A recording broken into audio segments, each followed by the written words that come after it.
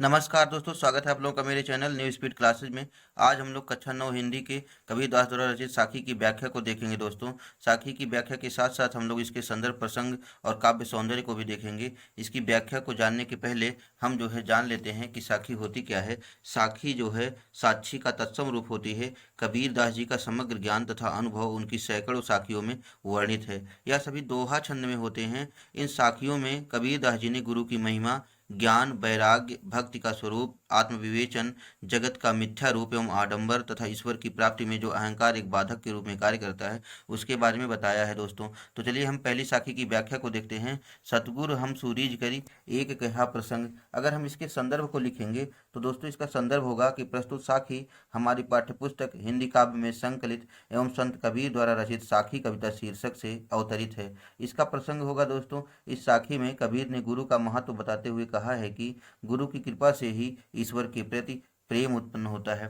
तो चलिए दोस्तों इसकी व्याख्या को हम लोग देखते हैं। कह रहे सतगुर हम सुरीज करी। रीझ करी मतलब होता है प्रसन्न होकर के। सतगुरु मतलब सच्चे गुरु ने, हम सु मतलब हमसे। कह रहे हैं कि मेरे सतगुरु ने मेरी सेवा भावना से रीझ करके प्रसन्न होकर के हम सु मतलब हमसे एक कहा मतलब एक कहा प्रसंग मतलब उपदेश दिया, ज्ञान की बात बताई। कह रहे मेरे सतगुरु ने मेरी सेवा भावना से प्रसन्न होकर के मुझे एक ज्ञान की बात कही। जब इन्होंने इनके गुरु ने ज्ञान की बात कही तो कह रहे बरस्या बादल प्रेम का। कह रहे ईश्वर के प्रेम रूपी बादलों की वर्षा हुई और भीज गया सब अंग। कह रहे हैं उस प्रेम रूपी बादलों की वर्षा में मेरा प्रत्येक अंग भीग गया, अर्थात जो है मुझे जो है ईश्वर की भक्ति की प्राप्ति हो गई। तो दोस्तों अगर हम लोग इसके अर्थ को देखें तो इसमें कबीरदास जी कहते हैं कि मेरे सच्चे गुरु ने मेरी सेवा भावना से प्रसन्न होकर के मुझे एक ज्ञान की बात कही, जिससे कि ईश्वर के प्रेम रूपी बादलों की वर्षा हुई और उस प्रेम रूपी बादलों की वर्षा में मेरा एक एक अंग भीग गया, अर्थात मेरे हृदय में ईश्वर के प्रति प्रेम उत्पन्न हो गया। तो चलिए दोस्तों इसका हम काव्य सौंदर्य देख लेते हैं। इसका काव्य सौंदर्य होगा, इसमें भाषा जो है सदुक्कड़ी और रस शांत है, अलंकार रूपक है और छंद दोहा प्रयोग हुआ है। दोस्तों चलिए दूसरे की हम लोग व्याख्या देखते हैं। इसकी व्याख्या देखने के पहले हम इसके संदर्भ और प्रसंग को जान लेते हैं। संदर्भ इसका पहले के समान ही रहेगा और अगर हम लोग इसके प्रसंग को लिखें तो इसमें आप लोग प्रसंग में लिख दीजिएगा कि कबीरदास जी कहते हैं कि जिस गुरु ने हमें ज्ञान प्रदान किया है उसके बदले में गुरु दक्षिणा के रूप में मेरे पास देने के लिए उस गुरु को कुछ भी नहीं है। इसी का वर्णन इसमें कबीरदास जी कह रहे हैं। चलिए इसके अर्थ को देखते हैं। कह रहे हैं राम नाम के पटतरे। पटतरे मतलब समान अथवा बराबर, देबे को मतलब देने के लिए, कछु ना है कुछ नहीं है। कह रहे मेरे गुरु ने जो मुझे ज्ञान प्रदान किया है, जो मेरे गुरु ने मुझे ईश्वर की भक्ति प्रदान की है, उसके गुरु दक्षिणा में मेरे पास राम नाम के समान देने को कछु ना है कुछ नहीं है। क्या ले गुरु संतोष ये, क्या लेकर गुरु को संतुष्ट कर दूं, यस गुरु क्या लेकर के गुरु संतुष्ट हो जाएं। हंस रही मनमय, हंस मतलब होता है अभिलाषा, रही मनमय ये मेरे मन में अभिलाषा है। इसमें कह रहे हैं कबीरदास जी कि राम नाम के बराबर मेरे पास गुरु को दक्षिणा के रूप में कुछ भी नहीं है। कह रहे हैं क्या लेकर के जो है गुरु संतुष्ट हो जाएं, यह अभिलाषा जो है, यह हंस जो है मेरे मन के भीतर ही रह जाती है। अर्थात इनके गुरु ने इन्हें जो राम की भक्ति का एक ज्ञान दिया है, कह रहे हैं उसके अनुरूप गुरु दक्षिणा देने के लिए मैं जो है असमर्थ हूँ। तो दोस्तों इसकी काव्यगत विशेषताओं में लिखिएगा। इसमें ईश्वर ईश्वर प्रेम की प्राप्ति सदगुरु की कृपा से संभव है और सदगुरु की प्राप्ति जो है ईश्वर की कृपा से ही होती है। इसका वर्णन कबीरदास जी ने किया है। इसकी भाषा दोस्तों सदुक्कड़ी है, शैली इसकी मुक्तक है, रस इसका शांत है और छंद इसका दोहा, अलंकार अनुप्रास अलंकार है। चलिए हम तीसरे की व्याख्या करते हैं। तीसरे की व्याख्या करने के पहले हम इसके संदर्भ प्रसंग को जानेंगे। संदर्भ इसका वही रहेगा पहले की तरह। प्रसंग में आप लोग लिखिएगा। इसमें कबीरदास जी कहते हैं कि गुरु के मिलने से ही ज्ञान की प्राप्ति होती है और गुरु जो है भगवान की कृपा से ही मिलते हैं। तो चलिए दोस्तों इसके अर्थ को देखते हैं। कह रहे हैं ज्ञान प्रकाश्या गुरु मिलिया। गुरु मिलिया कह रहे हैं जब ईश्वर की कृपा होती है तो गुरु मिलता है और ज्ञान प्रकाश्या और गुरु के मिल जाने से मेरे हृदय में ज्ञान का प्रकाश हो गया। सो जिन बिसरी जाए, बिसरी जाए मतलब भुलाया जाए। कह रहे हैं सो जिन, कह रहे हैं इस गुरु को कैसे भुलाया जाए। आगे देखिए कह रहे हैं जब गोविंद कृपा करी, गोविंद मतलब होता है ईश्वर, कृपा करी मतलब करते हैं, तब गुरु मिले आई, तब ऐसा सच्चा गुरु मिलिया आई आकर के मिलता है अर्थात प्राप्त होता है। इसमें कबीरदास जी कहते हैं कि ज्ञान प्रकाश गुरु मिलिया, अर्थात गुरु के मिल जाने से ही मेरे हृदय में ज्ञान का प्रकाश हो गया, अर्थात मुझे जो है ज्ञान की प्राप्ति हो गई। और सो जिन बिसरी जाए, कह रहे हैं इस गुरु को कैसे बुलाया जाए, कह रहे हैं क्योंकि जब गोविंद यानी कि ईश्वर कृपा करते हैं तब गुरु मिल आई, तब ऐसा सदगुरु हमें आकर के मिलता है, अर्थात सदगुरु की प्राप्ति जो है हमें ईश्वर की कृपा से होती है। तो दोस्तों अगर हम इसमें जो है काव्य सौंदर्य में देखें तो इसमें रस जो है शांत है, और छंद दोहा है, अलंकार इसमें अनुप्रास है, और इसकी भाषा सदुक्कड़ी है। चलिए आगे की साखी की हम लोग व्याख्या देखते हैं। चौथी साखी है आपका माया दीपक नर पतंग भ्रम विभ्रम इवें पड़ंत। इसमें अगर हम लोग दोस्तों संदर्भ पहले की तरह ही रहेगा, और प्रसंग अगर देखें तो इस पद में कबीर दास जी ने जीव और माया को क्रमशः पतंगा और दीपक का रूप मानते हुए माया की प्रबलता और गुरु के उपदेश की महत्ता को बताया है। कह रहे हैं कबीर दास जी कि माया दीपक नर पतंग, करिए संसार जो है माया रूपी दीपक के समान है, और नर पतंग और आदमी जो है पतंगों के समान है, जो भ्रम ही भ्रम इवें पड़ंत, जो घूम घूम कर इसमें आकर के गिरता है, अर्थात मनुष्य जो है उस पतंग के समान है जो इस माया रूपी संसार में आकर के गिरता है। कबीरदास जी कहते हैं कि कहाँ कबीर गुरु ज्ञान थे।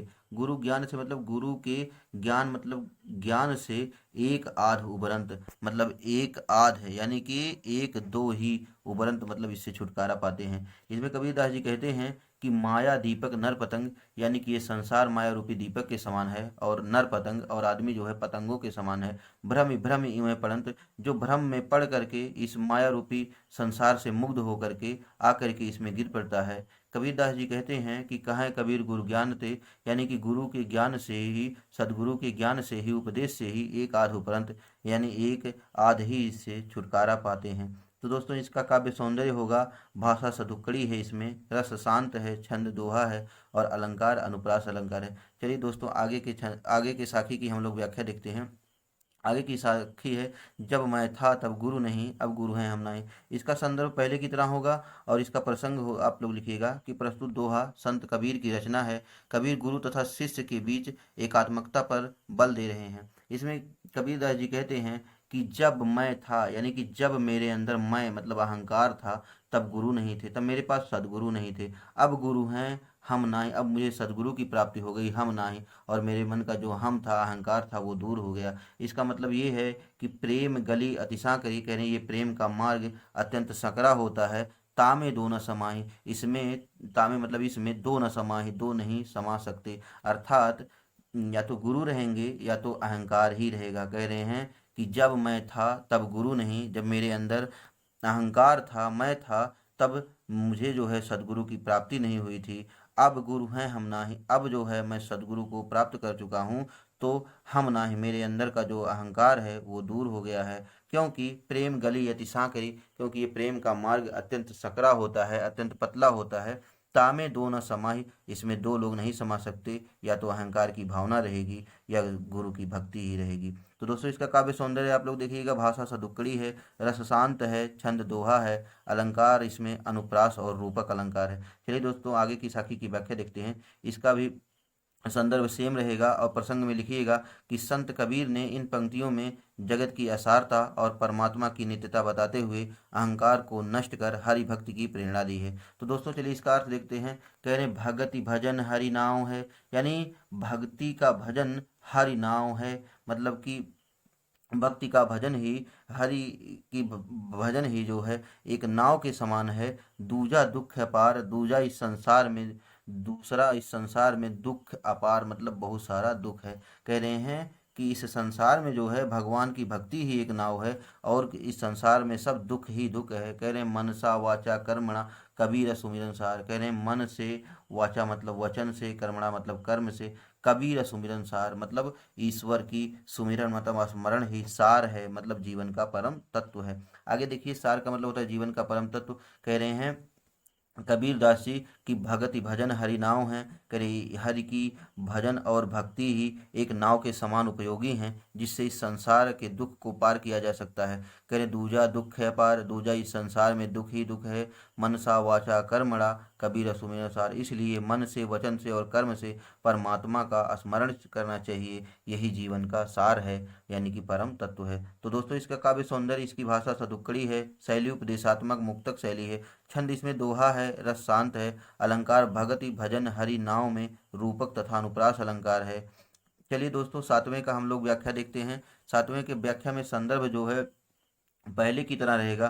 प्रसंग में आप लोग लिखिएगा, इसमें कबीरदास जी ने बताया है कि विषय रूपी अग्नि जो है ईश्वर के नाम स्मरण से ही शांत हो जाती है। कबीरदास जी कहते हैं कि इसमें कि चहुँ दिस लागी लाई, चहुँ दिस मतलब चारों दिशाओं में, लागी मतलब लगी हुई है, लाई मतलब आग, और कबीरा चित्त चमंकिया, जिससे कि मेरा मन भी, मेरा चित्त भी चमंकिया मतलब उस आग में जल रहा है। कबीरदास जी कहते हैं कि चारों दिशाओं में आग लगी हुई है, कि जिससे कि मेरा मन भी उस आग में जल रहा है। कह रहे हैं कि हरि सुमिरन हाथू घड़ा बेगे ले बुझाई, बेगे मतलब शीघ्र, लेव मतलब लीजिए, बुझाई मतलब बुझा लीजिए। कह रहे हैं भगवान के स्मरण, सुमिरन मतलब स्मरण रूपी हाथू घड़ा, हाथ में घड़ा है पानी का, शीघ्र ही इस आग को बुझा लीजिए। इसमें कबीरदास जी कहते हैं कि कबीरा चित्त चमंकिया चहुदिस लागी लाई। इसमें हम अर्थ देखने के लिए इसके चहुदिस लागी लाई का पहले देखेंगे। कह रहे हैं चारों दिशाओं में जो है विषय वासनाओं की आग लगी हुई है, और कबीरा चित्त चमंकिया, जिससे कबीरदास जी का मन भी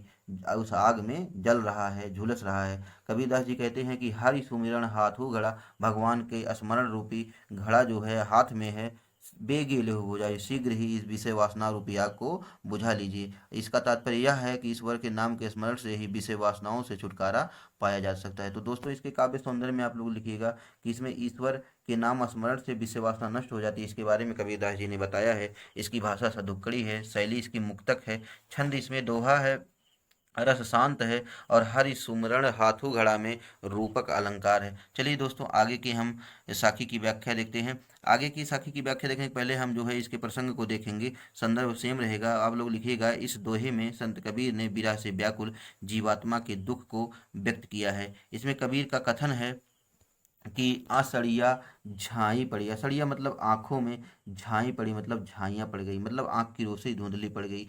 पंथ निहारी निहारी, पंथ मतलब रास्ता, निहारी मतलब देखते देखते, यानी कि इसमें जो जीवात्मा है वो परमात्मा का रास्ता देखते देखते उसकी आंखों में आसड़िया झाई पड़ी, मतलब उसकी आंखों में झाई पड़ गई, अर्थात उसकी आंखों की रोशनी क्षीण हो गई। और जी भड़िया छाला पड़ा, और उसके जीभ में छाले पड़ गए। राम पुकारी पुकारी, और जीवात्मा की जीभ में छाले पड़ गए भगवान को पुकारते पुकारते। इसमें जो है कबीर दास जी ने आत्मा जो है परमात्मा से मिलने के लिए जो एकदम व्याकुल होती है, उसी का वर्णन करते हुए इसके बारे में कबीरदास जी कह रहे हैं कि जो जीवात्मा जो है बड़ी व्याकुलता से परमात्मा की प्रतीक्षा में आंखें बिछाए हुए है, जिससे कि भगवान का रास्ता देखते देखते आंसड़ियाँ झाई पड़ी, उसकी आंखों पे झाइयाँ पड़ गई हैं। और पंथ निहारी निहारी मतलब उनका रास्ता देखते देखते उनकी आंखों में झाइयाँ पड़ गई। और जी भरिया छाला पड़ा, और उसके जीभ में, जिह्वा में परमात्मा का नाम लेते लेते छाला पड़ गया है। तो दोस्तों अगर हम इसका जो है काव्य सौंदर्य देखें तो इसमें जो है कवि ने ईश्वर के वियोग में व्याकुल जीवात्मा का मार्मिक चित्रण किया है, और इसमें जो है भाषा इसकी सदुक्कड़ी है, और इसमें कबीरदास जी की रहस्यमयी भावना जो है वो दृष्टिगोचर होती है, अर्थात दिखाई देती है। इसकी शैली मुक्तक है, छंद इसका दोहा है, रस इसका शांत है, और अलंकार इसमें अनुप्रास और पुनरुक्ति प्रकाश है। तो दोस्तों हम लोग आगे चलते हैं। आगे नौवें की हम लोग व्याख्या देखते हैं। नौवें की व्याख्या देखने पहले हम इसके प्रसंग को देखेंगे। इसमें कबीरदास जी ने सांसारिक सुख को मिथ्या बताते हुए संसार की असारता को स्पष्ट किया है। इसमें कबीरदास जी कहते हैं कि झूठे सुख को सुख कहें, यानी कि इस संसार के अज्ञानी लोग इस झूठे सुख को सुख कहें, सुख कहते हैं। और मानत है मनमोद, मानत है मतलब मानते हैं, मन मोद मतलब मन ही मंदर, मन ही मन क्या मन मोद मतलब मन ही मंदर प्रसन्न होते हैं, खुश होते हैं। कह रहे हैं कि जगत चबैना काल का, कह रहे वे लोग ये नहीं जानते कि जगत मतलब ये संसार चबैना है काल का, काल मतलब मृत्यु का, कुछ मुख में है कुछ गोद, कुछ उस मृत्यु के मुख में है और कुछ उसके गोद में पड़े हुए हैं। यानी कि कबीरदास जी यहाँ कहना चाहते हैं कि संसार के जो अज्ञानी मनुष्य हैं, जो सांसारिक सुखों को, झूठे सुख को सुख कहें, सुख कहते हैं, यानी संसार के अज्ञानी लोग झूठे सुख को सुख कहते हैं। और मानत है मनमोद, और मानते हैं मनमोद मतलब मन ही मन क्या प्रसन्न होते हैं। और कह रहे हैं वे लोग ये भूल जाते हैं कि जगत चबैना काल का, यानी कि ये संसार जो है काल के चबैने उस चने के समान है जो उसके कुछ मुख में है और उसके कुछ गोद में है। अर्थात कुछ जिनका भक्षण मृत्यु ने कर लिया है और कुछ जो है किए जाने के लिए उसके हाथ में पड़े हुए हैं। तो दोस्तों हम लोग इसके काव्यगत सौंदर्य को देखें तो इसकी भाषा सधुक्कड़ी है, रस इसमें शांत रस है, छंद इसमें दोहा है और अलंकार अनुप्रास और रूपक है। तो चलिए दोस्तों हम लोग आगे के साखी की व्याख्या देखते हैं। आगे की साखी जो है इसका हम लोग संदर्भ जो है पहले की तरह रहेगा, और अगर हम लोग इसके प्रसंग को लिखेंगे तो आप लिखिएगा, इस साखी में कबीरदास जी ने अहंकार को ईश्वर के साक्षात्कार के मार्ग में बाधक बतलाया है। वे कहते हैं, क्या कहते हैं कि जब मैं था तब हरि नहीं, यानी कि जब मेरे अंदर मैं मतलब अहंकार था तब हरि नहीं, तब तक मुझे ईश्वर की प्राप्ति नहीं हो पाई। यानी कि जब तक मेरे मन में अहंकार की भावना थी तब तक मुझे ईश्वर के दर्शन नहीं हुए, किंतु अब हरि हैं मैं नाही, अब मुझे जब ईश्वर की प्राप्ति हो गई तो मैं नाही, यानी कि मेरे मन का अहंकार दूर हो गया, मेरे मन का अहंकार खत्म हो गया। कह रहे हैं सब अंधियारा मिट गया जब दीपक देखा माए। कह रहे हैं कि मेरे मन का, जब मैंने ईश्वर को पा लिया तो मेरे मन का जो अंधकार था, अंधियारा था, मिट गया, मतलब खत्म हो गया जब दीपक देखा माए, जब मैंने अपने अंदर जो है ईश्वर रूपी ज्ञान रूपी दीपक को देखा। तो दोस्तों इसका अर्थ देख लीजिए, फिर से देख लीजिए। कह रहे हैं कि जब मैं था तब हरि नहीं, अब हरि है मैं नाही। कबीरदास जी कहते हैं जब मेरे अंदर मैं था, अहंकार था, तब तक मुझे जो है हरि नहीं, यानी ईश्वर की भक्ति जो है, ईश्वर के दर्शन, ईश्वर का साक्षात्कार नहीं प्राप्त हो पाया। अब हरि है मैं नाही, अब मुझे जब ईश्वर का साक्षात्कार मिल गया तो मैं नाही, मेरे मन का जो अहंकार था वो बिल्कुल ही नष्ट हो गया। कहने का मतलब ये है कि सब अंधियारा मिट गया जब दीपक देखा माए। कहने कि मेरे अंदर का सारा अंधियारा मतलब अज्ञान रूपी जो अंधकार था वो मिट गया, मतलब नष्ट हो गया जब दीपक देखा माही, जब मैंने अपने मन में ज्ञान रूपी दीपक को देखा। तो दोस्तों हम लोग इसके काव्य सौंदर्य को देखते हैं। इसकी भाषा है सधुक कड़ी रस शांत है, इसमें छंद दोहा है, अलंकार अनुप्रास और रूपक अलंकार है। तो ये इसका अर्थ था। चलिए आगे की साखी की हम लोग व्याख्या देखते हैं। आगे की साखी की व्याख्या देखने के पहले हम इसके संदर्भ और प्रसंग को देखेंगे। संदर्भ पहले की तरह रहेगा, प्रसंग में आप लोग लिखिएगा। इस साखी में कबीर ने संसार की नश्वरता की ओर ध्यान आकृष्ट कराते हुए कहा है कि अपने को उच्च स्थान पर पाकर भी एक व्यक्ति को जो है गर्व नहीं करना चाहिए, अभिमान नहीं करना चाहिए। इसमें कबीरदास जी कहते हैं, कबीरा कहा गर्भ यो ऊंचे देख आवास।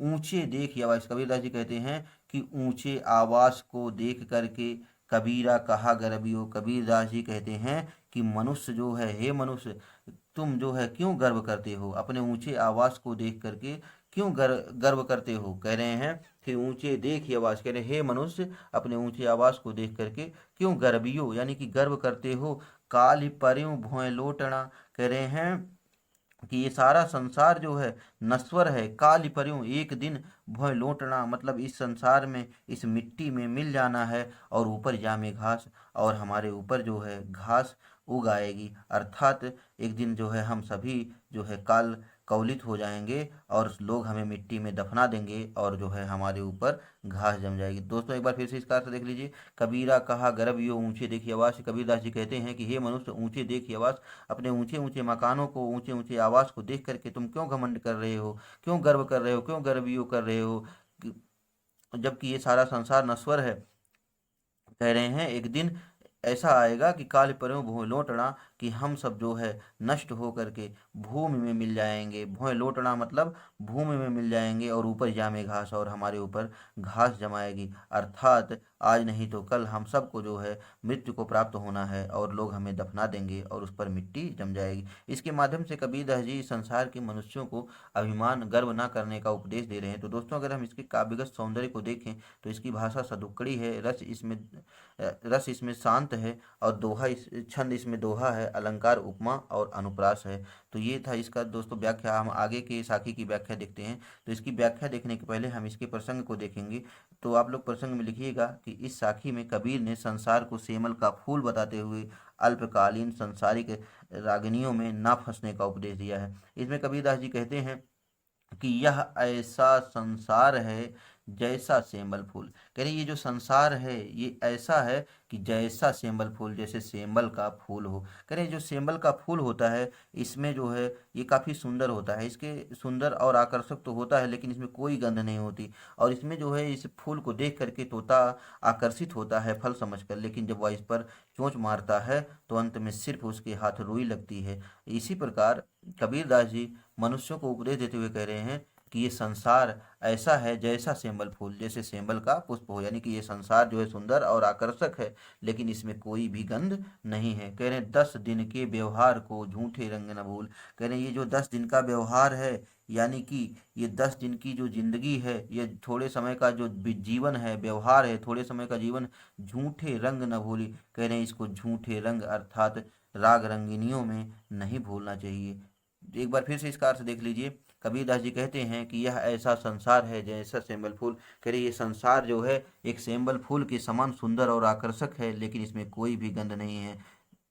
आगे देखिए कह रहे हैं 10 दिन के व्यवहार को झूठे रंग न भूल। कह रहे हैं 10 दिन का व्यवहार, व्यवहार मतलब जो थोड़े समय का जीवन है, इसको झूठे रंग न भूल। कह रहे हैं इस संसार के झूठे रंग अर्थात अल्पकालीन रंगिनियों में नहीं भूलना चाहिए, अर्थात इस संसार की जो झूठे रंग की सच्चाई है, इसको हर मनुष्य को याद रखना चाहिए। तो दोस्तों हम लोग इसके काव्य सौंदर्य को देखें तो इसकी भाषा सदुक्कड़ी है, रस इसमें शांत है और अलंकार इसमें उपमा है। झूठे रंग न भूल, इसका मतलब होता है संसार के कच्चे रंग अर्थात नश्वरता को हे मनुष्य ना भूलो। तो इसका काव्यगत सौंदर्य था। तो चलिए दोस्तों हम आगे के साखी की व्याख्या देखते हैं। आगे की साखी की व्याख्या देखने के पहले हम इसके प्रसंग को देखेंगे। तो प्रसंग में आप लोग लिखिएगा कि प्रस्तुत साखी में कबीर ने कहा है कि मनुष्य का जन्म पाकर भी यदि समय रहते मनुष्य स्मरण ईश्वर का स्मरण नहीं करता है तो उसका जीवन व्यर्थ हो जाता है। इसी के बारे में कबीरदास जी ने इसमें बताया है। कह रहे यही अवसरी चेत्या नहीं, यही अवसरी चेत्या नहीं, पशु जो पाली दें, राम नाम जाना नहीं, अंत पड़ी मुख से। कबीरदास जी कहते हैं कि हे मनुष्य, यही अवसर चेत्या नहीं। यही अवसर का मतलब होता है मनुष्य का जीवन पा करके चेत्या नहीं, तुम चेते नहीं। और पशु जो पाली दे, तुम सिर्फ जो है पशुओं की तरह पाली मतलब पालते रहे, देह मतलब शरीर को। कह रहे हैं कि तुम जो है एक मनुष्य का जीवन पा करके सौभाग्य स्वरूप जो है तुम मनुष्य का जीवन पा करके भी तुम इस अवसर में चेते नहीं, सजग नहीं हुए और राम के नाम का स्मरण नहीं किए। केवल पशु जो पाली दें, केवल पशुओं के समान इस शरीर को पालते रहे। राम नाम जाना नहीं, राम के नाम को तुम जाने नहीं, अर्थात तुमने जो है ईश्वर की भक्ति कभी की ही नहीं, भगवान राम का स्मरण कभी नहीं किया। अंत पड़ी मुख से, अंत में तुम्हें मुख में से मतलब मिट्टी में मिलना होगा, मतलब अर्थात अंत में तुम्हारे मुख पर मिट्टी पड़ेगी, अर्थात जो है तुम जो है एक दिन मिट्टी में मिल जाओगे। तो दोस्तों इसका एक बार फिर से अर्थ देख लीजिए। कह रहे यही अवसर चेत्या नहीं, पशु जो पाली दें, राम नाम जाड़ा नहीं, अंत पड़ी मुख से। कबीरदास जी कहते हैं कि हे संसार के मनुष्य, तुम्हें जो सौभाग्य से जो है ये मनुष्य का जीवन प्राप्त हुआ है और तुम जो है चेते नहीं, मतलब ये मनुष्य का जीवन पाकर भी तुम सजग नहीं हुए और राम के नाम का स्मरण नहीं किया। और पशु जो पाली दे, और सिर्फ तुम जो है पशुओं के समान जो है अपने शरीर को पालते रहे, मतलब पशुओं के समान सिर्फ अपने शरीर का पालन पोषण करते रहे। राम नाम जाड़ा नहीं, अंत पड़ी मुख से। कबीरदास जी कहते हैं कि हे मनुष्य, यदि तुम राम नाम जाड़ा नहीं, राम नाम का स्मरण नहीं करते तो अंत पड़ी मुख से, अंत में तुम्हें मिट्टी में ही मिलना होगा, तुम्हारे मुख में मिट्टी ही पड़ जाएगी। तो दोस्तों हम इसके काव्य सौंदर्य को देख लेते हैं। इसकी भाषा सदुक्कड़ी है, रस शांत है, छंद दोहा है। पशु जो पाली देह में उपमा अलंकार है और राम नाम में अनुप्रास अलंकार है। तो दोस्तों चलिए आगे की साखी की हम लोग व्याख्या देखते हैं। आगे की साखी की व्याख्या देखने के पहले हम इसके प्रसंग को देख लें। इस साखी में कबीरदास जी ने शरीर की नश्वरता का वर्णन किया है। वे कहते हैं कि यह तन काचा कुंभ है। यह तन यानी कि यह शरीर काचा कुंभ है। काचा मतलब कच्चा, कुंभ मतलब होता है कि मटके के समान है, घड़े के समान है। लिया फिरे था साथी, हे मनुष्य, लिया फिरे मतलब लिए फिर रहे हो, साथी मतलब साथ। कह रहे हैं कि हे मनुष्य, तुम जिस अहंकार में घूम रहे हो, ये शरीर को लेकर के जिस अहंकार में घूम रहे हो, यह तन कांचा कुंभ है, यह शरीर कच्चे घड़े के समान है। कह रहे हैं ढबका लागी फूट गया। ढबका लागा मतलब धक्का लगने से, फूट गया ये फूट जाएगा। और कछु न आया हाथ, और तुम्हारे हाथ में कुछ भी नहीं आएगा, अर्थात तुम मिट्टी में मिल जाओगे। तो दोस्तों फिर से इसका अर्थ देख लेते हैं। कह रहे हैं यह तन कांचा कुंभ है। कह रहे हैं हे मनुष्य, यह शरीर जो है कांचा कुंभ है, यानी मिट्टी के कच्चे घड़े के समान है। लिए फिरे था साथ ही, कह रहे हैं जिस अहंकार में तुम जो है सबको दिखाने के लिए इसे साथ घूमते लेकर के फिर रहे हो। ढबका लागी फूट गया, कह रहे हैं किंतु एक ही धक्का लगने से यह टूट जाएगा, टूट कर चूर चूर हो जाएगा। और कछु ना आवे हाथ, और तुम्हारे हाथ कुछ भी नहीं लगेगा, अर्थात काल के एक धक्के से ये शरीर नष्ट हो जाएगा और वह मिट्टी में मिल जाएगा। तो दोस्तों हम इसके काव्य सौंदर्य को देख लेते हैं। इसके काव्य सौंदर्य में लिखिएगा कि भाषा जो है सदुक्कड़ी है, रस शांत है, छंद दोहा है, अलंकार रूपक और अनुप्रास है। इसमें जो है कबीरदास जी ने शरीर की नश्वरता का वर्णन किया है। तो दोस्तों हम लोग आगे की साखी को देखते हैं। आगे की साखी का अर्थ देखने के पहले हम जो है इसके प्रसंग को देख लेते हैं। तो प्रसंग में लिखिएगा कि देह के प्रति जो है मनुष्य का जो मोह होता है, उसी मोह के प्रति जो है कबीरदास जी ने मनुष्य को सावधान किया है। तो ये इसका प्रसंग हुआ। संदर्भ जो है पहले की तरह ही रहेगा। तो हम लोग इसके अर्थ को देखते हैं। कह रहे हैं, कबीरा कहा गर्भ यो दे दे ही देख ही सुरंग। कबीरदास जी कहते हैं, हे मनुष्य, सुरंग जो सुंदर, देह मतलब देह को, देख मतलब देख करके, गर्वियो मतलब अभिमान करते हो। कबीरदास जी कह रहे हैं कि हे मनुष्य, जो तुम अपने शरीर की सुंदरता पर इतना गर्वियो मतलब घमंड करते हो, कह रहे तुम्हारा घमंड जो है सर्वथा व्यर्थ है। कह रहे हैं, बिछड़िया मिल्यो नहीं, मिलबो नहीं ज्यों कांचुली भुजंग। कह रहे हैं इस शरीर से मृत्यु के बाद तुम्हें जो है ये शरीर फिर नहीं मिलेगा। बिछड़िया मतलब बिछड़ जाने पर, मृत्यु के बाद बिछड़ जाने पर, मिलबो नहीं ये शरीर तुम्हें फिर नहीं मिलेगा, ज्यों कांचुली भुजंग जैसे केंचुली से, कांचुली मतलब केंचुली से, भुजंग मतलब सर्प फिर नहीं मिलता। तो दोस्तों एक बार फिर से इसका अर्थ देख लेते हैं। कबीरदास जी कहते हैं कि हे मनुष्य, देह देखी सुरंग, तुम सुंदर शरीर को देख करके गर्वियो क्यों इतना घमंड कर रहे हो। कह रहे हैं कि तुम्हारा यह घमंड जो है सर्वथा व्यर्थ है। और बिछड़िया मिलबो नहीं, यानी कि मृत्यु के बाद ये शरीर बिछड़ जाने पर तुम्हें फिर नहीं मिलेगा, उसी प्रकार नहीं मिलेगा ज्यों कांचुली भुजंग, कि जैसे कि केंचुल से एक बार सर्प जो है जब बिछड़ जाता है तो वह पुनः प्राप्त नहीं होता है, अर्थात वो केंचुल उसके लिए निरर्थक हो जाती है। इसी प्रकार मृत्यु के बाद तुम्हारे लिए शरीर भी निरर्थक हो जाएगी और ये तुम्हें फिर नहीं मिलेगी। तो दोस्तों ये इसका अर्थ था। और चलिए इसके काव्यगत सौंदर्य को देखते हैं। तो इसकी भाषा दोस्तों सदुक्कड़ी है, रस इसका शांत है, छंद इसका दोहा है, और कबीरा कहा देख ही देह में अनुप्रास अलंकार है, और बिछड़िया और भुजंग में उपमा अलंकार है। तो दोस्तों ये था हमारा आज का वीडियो। आज के वीडियो में हमने कबीरदास की साखी का पूरी व्याख्या देखी है। तो दोस्तों अगर आप लोगों को ये वीडियो अच्छा लगा हो तो आप लोग मेरे चैनल को लाइक और सब्सक्राइब कर दीजिएगा और शेयर करना मत भूलिएगा। और अगर आप लोगों को ये वीडियो अच्छा नहीं लगा हो तो लाइक और सब्सक्राइब मत कीजिएगा। धन्यवाद दोस्तों।